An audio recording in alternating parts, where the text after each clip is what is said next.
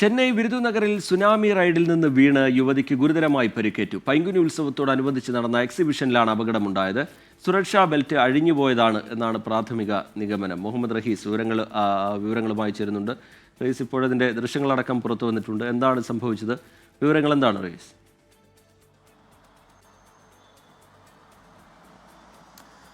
TK. Painkuni ഉത്സവത്തോടനുബന്ധിച്ചാണ് ഇത്തരത്തിലൊരു സ്വകാര്യ exhibition നടക്കുകയുണ്ടായത്. ഒരു ഗ്രൗണ്ടിൽ വിരുദുനഗറിൽ എക്സിബിഷൻ നടക്കുന്നു. അതിനിടയിൽ ഇന്നലെ രാത്രിയാണ് ഇത്തരത്തിലൊരു അപകടം ഉണ്ടാകുന്നത്. ഇതിൻ്റെ ദൃശ്യങ്ങൾ കാണുമ്പോൾ മനസ്സിലാകും അത് അല്പം തീവ്രമായിട്ടുള്ളൊരു അപകടമാണ്. ഗുരുതരമായ പരിക്ക് തന്നെയാണ് യുവതിക്ക് ഏറ്റിട്ടുള്ളത്.